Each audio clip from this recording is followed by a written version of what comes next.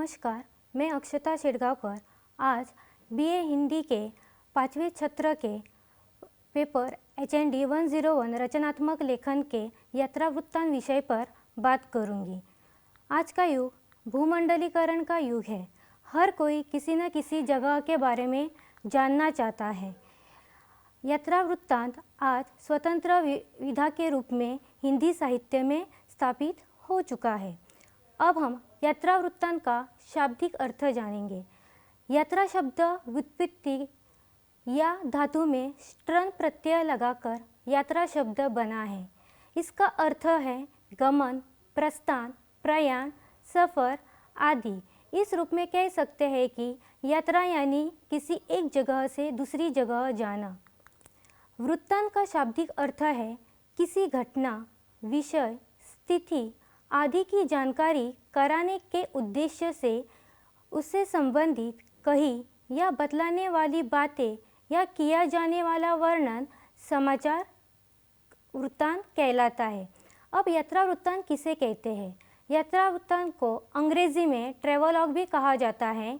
यात्रा वृत्तांत किसी स्थान में बाहर से आए व्यक्ति या व्यक्तियों के अनुभवों के बारे में लिखे वृत्तांत को कहते हैं। अर्थात जो व्यक्ति बाहर से घूमकर आया है और अपने अनुभवों को लेखन के द्वारा पाठकों के समक्ष रखता है, उसे हम यात्रा वृत्तांत कह सकते हैं। यात्रा वृत्तांत की विशेषताएं क्या हैं? तो पहली है, लेखक यात्रा के द्वारा अपने अनुभवों को कलमबद्ध करके पाठकों को ज्ञान देता है। जैसे लेखक जो है एक तरह से यात्रा करके वहाँ की जगह की जानकारी प्राप्त करता है और पाठकों को जो है उस जानकारी से समक्ष करता है। दूसरा है, लेखक अपनी यात्रा वृत्तांत द्वारा दूसरे लोगों को यात्रा के लिए आकर्षित करता है। यानी लेखक जो है अपने जो अनुभव है वह पाठकों के सामने प्रस्तुत करता है, जिसे पढ़कर जो है पाठक भी जो है आकर्षित हो उठते हैं और उनके मन में भी यह जिज्ञासा उत्पन्न होती है कि वह भी उस जगह पर जाए। तीसरा है, लेखन अपनी यात्रा वर्णन द्वारा अमुक स्थान की प्राकृतिक विशिष्टता, सामाजिक संरचना, समाज, लोगों के रहन सहन, संस्कृति, स्थानीय भाषा, आगंतुकों के प्रति उनकी सोच एवं विचारों को अपने साहित्य में स्थान देता है। अर्थात एक लेखक जो है किसी भी जगह पर जाकर जो है समग्र रूप से या हर एक इकाई को लेकर जो है उसका वर्णन अपनी यात्रा वृत्तांत में करता है। चौथा है, लेखक यात्रा द्वारा राह की कठिनाइयों में आनंद की अनुभूति खोजता है। अर्थात एक लेखक जब भी यात्रा करता है तो उसको बहुत सारी कठिनाइयों का सामना करना पड़ता है, लेकिन उन कठिनाइयों से भी वह कुछ न कुछ सीखता ही है, जिस कारण उसको आनंद की अनुभूति महसूस होती है। पांचवा है, लेखक नए वातावरण में जाकर व्यक्ति कुंठा से मुक्त हो जाता है और नए स्थानों, नए लोगों से संबंध स्थापित करता है। एक लेखक जब दूसरी जगह पर जाता है या फिर एक यात्री जब दूसरी जगह पर जाता है तो वह उसके मानसिक स्तर पर जो भी तनाव रहता है उसको वो भूलकर एक तरह से नए लोगों के साथ जो है अपने संबंध स्थापित करता है। उसी के साथ साथ जो है उन स्थानों से भी जो है अपना संबंध स्थापित करता है। अब हम यात्रा वृत्तांत का महत्व क्या है इसके बारे में जानेंगे। पाठक यात्रा वृत्तांत पढ़कर उस जगह की कल्पना कर सकता है, उस जगह की जानकारी पहले ही रख सकता है। अर्थात अगर किसी को किसी जगह पर जाना है तो वह पाठक जो है एक तरह से कोई यात्रा वृत्तांत पढ़कर वो यह अनुमान लगा सकता है कि उसको कहाँ पर जाना है। अगर वह यात्रा वृत्तांत पढ़कर उसको पसंद आया तो वहाँ पर वो जाने की कोशिश कर सकता है और उसको जो है एक तरह से पहले से ही उस जगह की जानकारी मिल जाएगी। दूसरा है, यात्रा वृत्तांत के कारण घर बैठे उस जगह की कल्पना कर घूम सकते हैं। यानी पाठक जो है पढ़ते पढ़ते ही जो है एक यात्रा कर सकता है।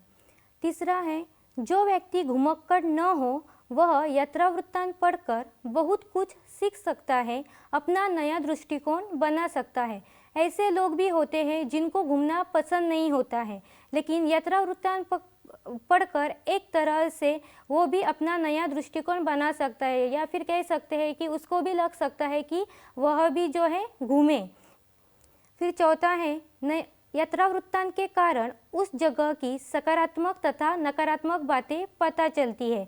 लेखक जो है यात्रा वृत्तांत में सब कुछ जो है लिखता है, वहाँ की नकारात्मक तथा सकारात्मक बातें, तो पाठक को पहले ही पता चल जाता है कि वहाँ पर कौन सी अच्छी बातें हैं या फिर वहाँ पर कौन सी बुरी बातें हैं। यात्रा वृत्तांत पढ़कर पाठक के मन में उस स्थान पर जाने की जिज्ञासा हो तो वह पूर्व तैयारी के साथ जा सकता है। यानी एक पाठक जो है यात्रा वृत्तांत पढ़कर अपनी पूर्व तैयारी भी कर सकता है कि उसको पहले से ही पता चल जाएगा कि वहाँ की जगह कैसी है। अगर वह कोई ठंड की जगह है तो उसको अपने साथ कौन कौन सी वस्तुएं लेकर जानी है। फिर यात्रा वृत्तांत लेखन की पूर्व तैयारी कैसे करें, तो पहले हमें भ्रमण करना ज़रूरी होता है। अर्थात अगर हम यात्रा वृत्तांत लिख रहे हैं तो कोई ना कोई यात्रा करनी ज़रूरी होती है, चाहे वह यात्रा लंबी छोटी ही क्यों ना हो। अगर हम लंबी यात्रा नहीं कर सकते हैं तो छोटी यात्रा तो कर ही सकते हैं, नई जगह के बारे में जान सकते हैं। स्थानीय से लेखन शुरू करें, मतलब जब हम घर से बाहर निकलते हैं किसी यात्रा की ओर जाने के लिए तो हमें स्थान से शुरू करना चाहिए और हमारे इर्द गिर्द जो कुछ हमें दिखता है, जिस तरह के प्रसंग घट रहे हैं, उस सब का विवरण जो है अपने यात्रा वृत्तांत में लिखना है।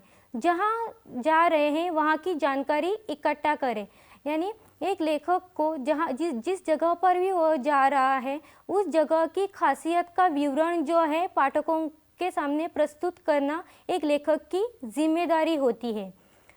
फोटो चित्र लें, जब यात्रा वृत्तांत लिखते हैं या फिर यात्रा कर रहे हैं तो हमें फ़ोटो चित्र लेने आवश्यक है, क्योंकि फ़ोटो के माध्यम मतलब ऐसी थोड़ी जगह होती है जो बहुत ही रमणीय या फिर आकर्षित होती है, लेकिन जब हम उसको अगर फ़ोटो चिपका रहे हैं तो जो बातें हम शब्दों के माध्यम से भी नहीं कह सकते हैं वहाँ पर यह फ़ोटो काम करता है।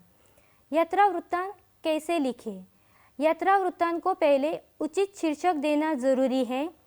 प्राप्त की हुई जानकारी को परिच्छेदों में डालिए, मतलब यात्रा के दौरान आप लोगों ने जो भी जानकारी प्राप्त की है उसको हर एक परिच्छेदों में डालनी ज़रूरी होती है। अपने अनुभवों का विवरण दीजिए, यानी यात्रा करते समय आप लोगों ने जो कुछ एहसास किया है उसका विवरण देना ज़रूरी होता है। कहानी के अंदाज में पैनी दृष्टि से यात्रा वृत्तांत का वर्णन कीजिए, अर्थात पाठक को भी लगना चाहिए कि कोई कहानी कह रहा हो, मतलब वो कहानी के तरह जो है उसमें सरलता या प्रभावपूर्णता आनी ज़रूरी है। सहज सुगम भाषा का प्रयोग करें, अर्थात आप लोगों की भाषा जो है वह सहज आसान होनी चाहिए जिससे पाठकों को वो पढ़ने में आसानी हो।